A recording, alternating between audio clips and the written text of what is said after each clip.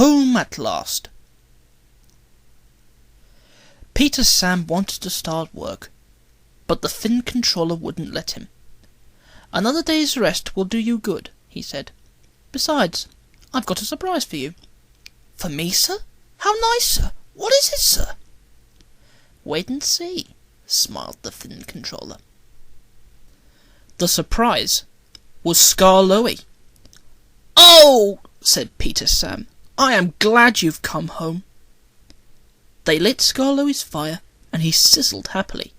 "I feel excited," he said, "just like a young engine.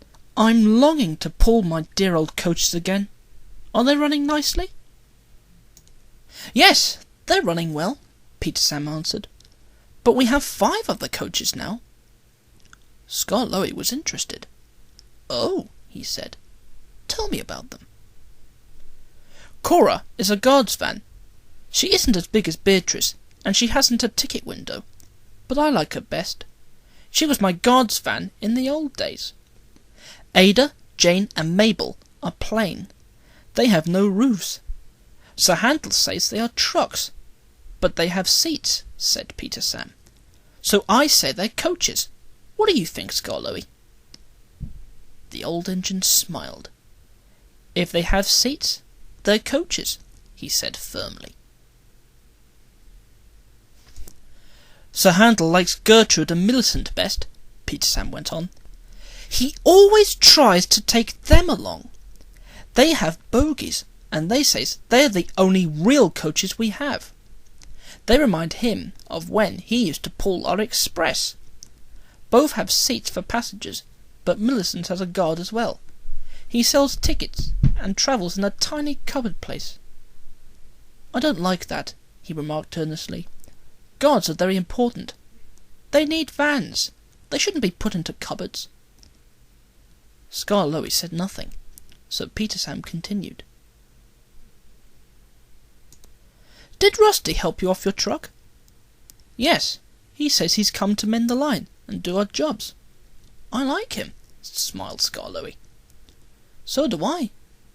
Peter Sam explained how kind Rusty was when he had his accident. "It's a pity Duncan doesn't like him."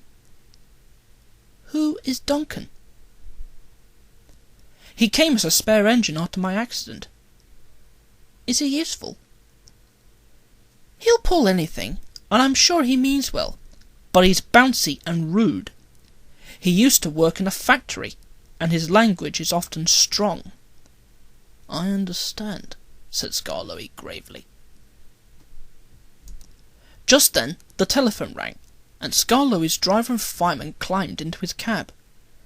"Come on, old boy," they said. "Duncan is stuck in the tunnel, and we'll have to get him out." Skarloey was pleased.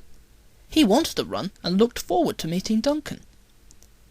They found Cora and some workmen and hurried up the line. "How nice and smooth the rails are," thought Skarloey. "They've mended all the old bumps. Rusty has helped to do that. I must tell him how nice it is."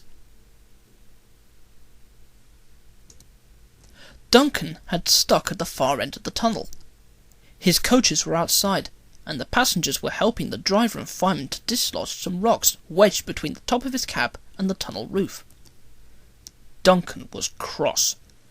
"I'm a plain, blunt engine," he kept saying. "I speak as I find. Tunnels should be tunnels and not rabbit holes. This railway is no good at all." "Don't be silly," snapped his driver. "This tunnel is quite big enough for engines who don't want to rock and roll." They cleared away the rocks, and Skarloey pulled Duncan and his coaches safely through. Cora was left on the siding, and the workmen stayed to make sure all was safe. Duncan grumbled all the way home, but Skarloey paid no attention. The Fin controller was waiting for them. "Listen to me, Duncan," he said.